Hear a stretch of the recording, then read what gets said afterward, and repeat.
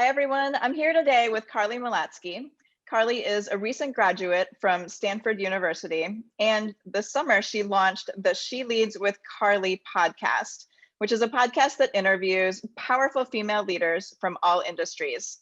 And Carly and I first got connected because she invited me to be on her show not that long ago. And watching her interview series really gave me the inspiration to start this interview series. So I'm really excited to turn full circle and have a conversation with Carly today. So thanks for joining, Carly. Hi. Of course. Thank you for having me. I'm so excited. It's so great to be here. So we talk a lot to students and educational leaders and thought leaders just around what's happened in their educational journey and what things really influence them and what things maybe they would have done differently if they were designing their own education. So I'll start out with asking you, are there any projects or classes or experiences that you can say really best prepared you for leaving college and entering the workforce as a new college graduate? Yes. So, I mean, time will still tell what really impacted me, but I will say I played on the soccer team at Stanford. And I think that as a whole experience, I've played soccer since I was 5, but especially at Stanford, just the level and the community that happens, I think that was such a valuable experience. It taught me, always the importance of teamwork, leadership, but also adversity. Like you definitely go through times where it's hard. You're not playing as much as you should, or you're not things that happen. I think overall you just learn a lot about the importance of mentality, self-confidence, and then again, teamwork. So I think that experience was very valuable. And then probably on top of that was this program I did at Stanford called the Mayfield Fellows Program. And it teaches all about leadership in tech companies. And so it was almost just similar idea to soccer, but kind of implementing it into the real world work environment at a tech company, starting your own company, the culture you should be forming with your team and whatnot. So I would say those 2 experiences were really impactful. That sounds great. Yeah, the Stanford women's soccer team is definitely something special. You are arguably one of the best female soccer players in the world, and absolutely have gotten to play with the best female soccer players in the world.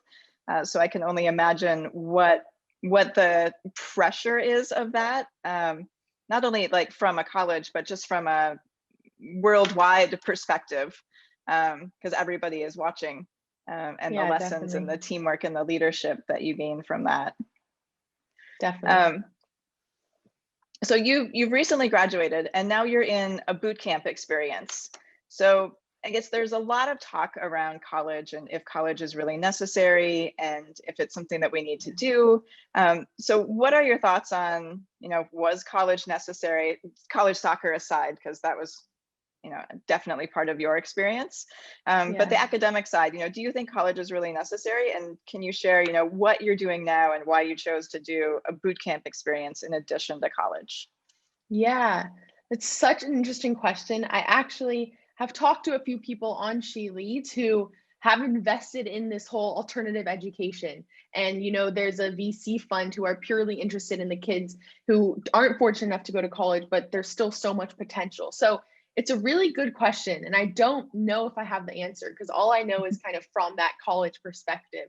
I will say, though, that, soccer aside, I think Stanford as a whole and just the college experience, it's such a valuable time in your life, whether it's, you never really have that time again where you're with people the same age as you, a couple years older, all in one place. You're all going through the same thing. You're all, taking classes. It's just a great environment that's rarely replicated anywhere else. So I love that. But at the same time, accessibility to education, and some people don't have that chance. And I think given that doesn't shy away from the fact that you can succeed, you can go pursue your passion and become excellent at it.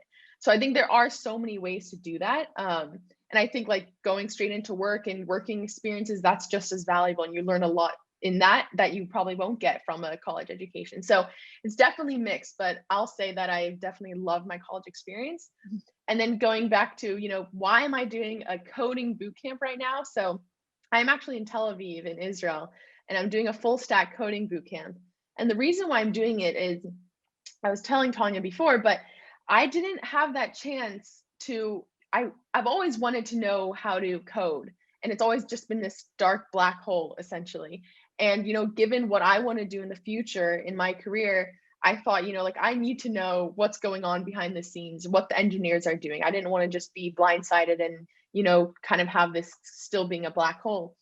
And I didn't have that chance at Stanford to really dive deeply into it and get its full value because of everything else that I was doing, and it was just too busy. So I decided, you know what, I'm going to do this boot camp. It'll be it's quick 3 to 5 months program that I just learn and establish a great foundation. And so that brings me to where I am now.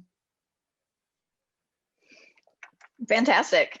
So you went to a pretty traditional high school, is that correct? Yeah. Yeah. So if you were to go back in time and go back to school, or to redesign your, elementary, middle, or high school experience, what might that look like? What kind of school would you be really excited to attend?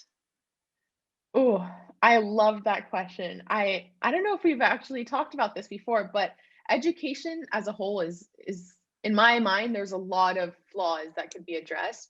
For this particular one, I'll talk about, I think, the elementary age. In this age, I think there's a lot of things where, even the idea where kids are put in this box of, you're the creative type and you're the not the creative type. And they go on for years, even, way deep into their career thinking, okay, I'm not creative, or I am creative, and that's it. And so I think just removing that stigma and that box of who's creative, who's not, and having almost a totem pole for the disciplines and the subjects, like removing that barrier and that totem pole, I think would be incredible. And also just the stigma of failure, taking a test, making mistakes, like, I think it should be celebrated. It's like this is a great opportunity for you to learn, for you to become better at something. It shouldn't be, wow, you failed, you deserve a phone call to your mother, or, I think it's just twisted how it is. And then the last thing I'll say is, I think a lot of it is this individualistic mindset. And it's, you take a test, you're competing against your friends and whatever it may be. And I think a lot of it should be collaborative, because I think at the end of the day, like where I am now, where I will be, it's all about the people, all about collaboration, group projects. I think that's where you actually learn the most about yourself, about how you work with others, about how everyone's different and they all contribute something different to the table. And I think in elementary school is like a perfect time to start that foundation, to be like, look, this is collaboration. That's where we can actually foster the best ideas and whatnot. So I would say that's a core for an elementary school that I would want to go to if I could go back. Yeah, it's interesting because we're looking at what's happened in the pandemic, and when we look at what people are looking at now as what's necessary and important for education versus what can we drop and what don't we need to do during this time, it's a lot of the testing, and especially the standardized testing, that has fallen away, that they're not doing anymore. And right. It begs the question of, well, if that's what we've decided isn't important during this time, is it really important? Aren't there better ways that we can benchmark our learning and our students? Right. Exactly. And there's so many, and so often you really just like learn to test. You learn for that test, and then it goes out the window. Like, that's a known thing. And that's a bit crazy, just to perform well on this test, this paper, and then all of those skills and those things that you just learned are out the window because you're so focused on the result. It's so result driven. So I think that's a good indicator that they're moving towards that. Yeah. And also, looking at, like you said, not just wanting the grade, but actually wanting to learn and being okay with failure. And exactly. Because we're not, definitely. We look at testing in our school, we look at assessment and testing as a way to understand what our students know and what they don't know, so that we can incorporate more of where their weaknesses are into the next project, so they gain that knowledge. Not so that we can say, oh, you scored a 70%, we're going to move on and learn something else. But we really, exactly. It should be a tool to understand, what you know and what you don't know, and where your strengths are and where your weaknesses are, so that we can design learning experiences to help all students become really well-rounded people with a solid foundation to be able to learn in life. I think that's great. I love that. Yeah, you brought up another good point too about putting people in boxes and being told you're creative or you're not creative, or taking a step farther, like you're good at math or you're not good at math. Exactly. Um, Yep. and it can even be, understanding as educators how powerful words are, because it can be one sentence from one teacher. It might not be on a transcript anywhere, not on a test anywhere, but somebody somewhere along the way says, wow, you're so creative. And suddenly, you go through life with this idea that I'm creative, but as soon as, the same thing happens if you're told you're not something, and that's not necessarily true. Exactly. And it reminds me actually of, even women in STEM, women in tech. There's a huge disparity between males and females in tech. And a lot of that stems from this young age saying, the boys are good at math, the boys are good at this. I'm not going to, I'll shy away from that, or I'll step aside and I won't even try. Or, like you said, that one teacher that says, okay, like you're going to be in the lower math class, like that sticks with them. And then, Mhm. senior year of high school, sophomore year of college, you just have this idea in your mind, like, oh no, I'm not good at math, even though you've never tried with confidence. Like once you try with confidence and you think you're good at it and you actually try, it's like a completely different result. So I think it stems largely from a young age, which is crazy. Yeah, and I'm gonna take that one step further and ask another question more Yeah. about gender bias and sexism in classes, and just in the industry, because we know that women are definitely underrepresented in tech. And one of the things that I hear often is part of it's because of the sexism, because women get talked over, because their answers aren't taken as seriously as their male counterparts. Have you, in your limited experience in going through college and starting a little bit of work in the boot camp, have you experienced any of that? Have you felt any of that? Yeah, I think it's interesting. I've definitely heard a lot from the women that I talk to my show. That's for Mhm. sure. Just this implicit bias. I mean, even now I'm in a coding boot camp. There's, 60 or plus people in it, 70 people, and there's I think about a little less than 10% are female. And so, there's already a gap. And I think and just things I would say in my day to day that I hear is like when people are talking about a company and they just assume like he or something, and my immediate thing is like, why he? Like, I don't get it. And so I think things like that where people totally have could totally have the right intentions, not even thinking about it, but they have this implicit bias. So I think one thing is just recognizing that, bringing it to the table, and bringing it out there in awareness. I think that's something that could help change. But I've experienced it a tiny bit, but it's definitely an issue and something that is slowly changing. Yeah, when you look at, just in a broader sense, well, stepping away from the sexism issue, but when you look Yeah. at the events and classes and teachers throughout, throughout your life and throughout your schooling, are there any that have made the biggest impact on your learning? I think so. Maybe it's the recency effect, and it's just because Stanford was, a year ago. But I think a big thing was, I'm bringing you back to that Mayfield Fellows program. I think that's where I even uncovered more of my passion for entrepreneurship and just recognizing, the gender bias and that there are less female founders and funders, and the whole idea of entrepreneurship, creating your own thing, impacting others. I just got so excited by that. And it was a big reason why I started SheLeads as well, was just to hear from other incredible females. Um, so I would say that program and just the community that comes with it and the mentorship that comes with it, I think that has the biggest impact for sure. What would you say was your most successful year in school? And how did you decide it was successful? Yeah, it's a good question. How do I decide? I would say, so I would probably say my last year of Stanford is my most successful. And for a couple reasons. I think one, I was just doing things I love. I think at the end of the day, like doing what you love, your passion, and you're learning at the same time, and you're not too comfortable, but you're in that perfect zone of you're uncomfortable, you're learning, you're growing, but you also love it. I think that's like the sweet spot.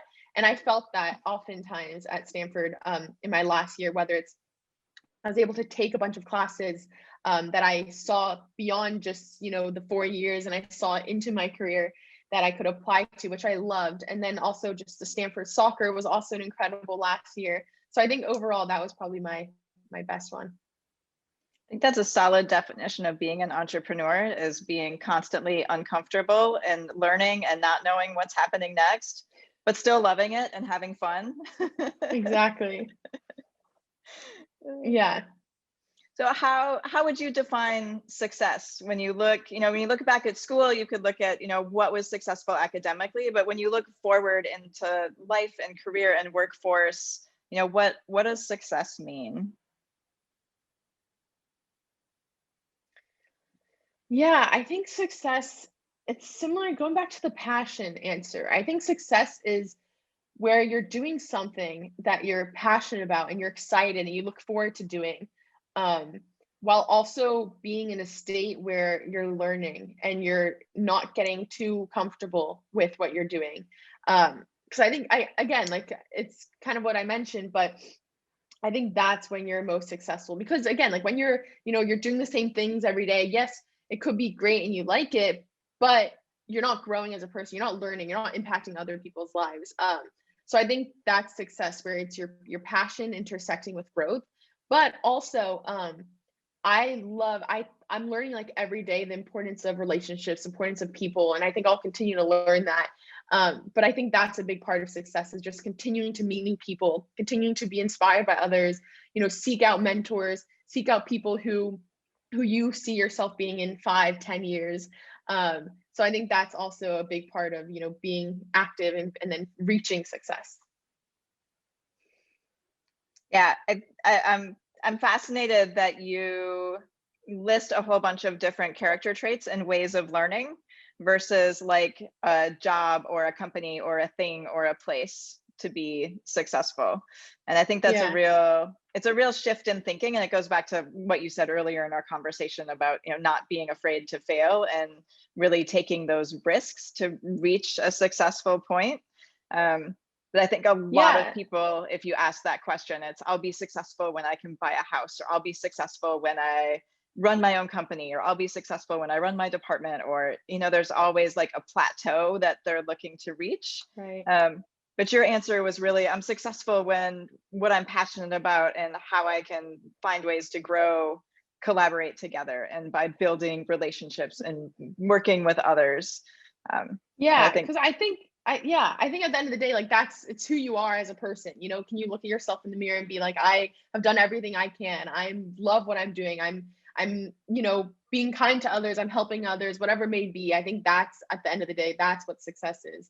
But as you said, like, it's much easier said than done to, say, like, fail and then get back up, and, because it's hard. It's not easy to just fall and get back up and whatnot. And even just living with uncertainty, I think what COVID and this whole past year has taught us is that it's, yes, you can plan, but at the end of the day, like, some plans don't follow through, and a lot of things are not in your control. So I think that's a big part of it as well, is just dealing with that uncertainty, being more comfortable with uncertainty. That's something that I can definitely improve on, is just being okay and recognizing that, okay, you can't plan everything and whatnot. So yeah. Yeah, being okay with uncertainty is not in human nature, I don't think. Yeah, I think I agree with you. It's definitely hard. But and it's one of the things that we look at from our elementary students, is how do we help them to see that the things that they do can influence the world around them, and how do they take the skills that they're learning, even at 5 and 6 years old in a school, and create action outside of the school walls and make a difference, and really, Amazing. see what they can do, and so that they can experience that growth. And it is those collaborating and building relationships that, draws out our humanity, because that's the thing that we're really going to need to rely on, is how do we relate to other humans. Definitely. 100%. Yeah, I agree. So looking back at elementary school, and this is a question that I ask everyone since I founded an elementary school and I'm here. If you look back at elementary, can you share a story of a favorite teacher or class or project that you remember from elementary school? Yeah, I saw this question that you sent, and honestly took me a while to think of a specific answer. Because I did across the board, I did have incredible teachers, and but I think one that it's funny because I actually never mentioned this or I've never talked about this before, but there was one in third grade. My teacher is Miss Olander, and she was just, again, passionate. Like, she was a passion teacher. You can tell she loved like teaching us. But one thing that I really loved was she had this passion for flying, and she was a pilot as well. Or like she had been a pilot in her Mhm. a few years back, and she would still fly planes. And I think that was just so cool to me and so inspiring, because it's just the idea where, like, you do one thing, but you don't always, there's no set path. Like, you could do anything. If you're passionate about something else, you can do that. You can do it at the same time, you could do it different time, whatever it may be. And so I loved her. But I think, yeah, I would say Miss Olander in third grade was probably one of my favorite teachers. But they were a bunch. I loved school. I still do, but yeah. Did she do any projects with you to teach you about flying, or about what it's like to be a pilot, or about how planes fly? Or you just I don't remember that she was a pilot? Yeah, I don't even think we did projects. I remember her just telling us stories. I think it was the stories probably that really got to me, but she would tell us stories about her flying planes, and I think that was what stuck. But it was just, yeah, I think that's just what I remember most. It's a good reminder that even just storytelling is really powerful. And that's Yeah, that's the way we definitely, connect and remember. definitely. So what else? Is there anything else that I haven't asked you that you'd like to share or like to talk about, around your educational journey or your entrepreneurship journey? What's exciting to you right now? I think that's a good question. I am still very much, learning and learning by doing. So we will see. But I think what's interesting right now is just the world we're living in, and how I'm interested to see kind of the future of, you know, a year from now, 2 years from now, just even the future of work, like work, looking at schooling, education, all of that. I think that's really fascinating to me, and thinking of like the habits that'll change, and what will, like you said, the SATs, the standardized testing, if that will go, and things like that is just really interesting. So that's something I'm interested in. But I think just in general, entering the workforce and, learning more about myself and finding a great company to be passionate about is exciting to me. Great. Well, thank you so much for your time and sharing your thoughts, Carly. I really appreciate it. This has been a lot of fun. Of course. Thank you so much for having me, Tanya. It's been so fun.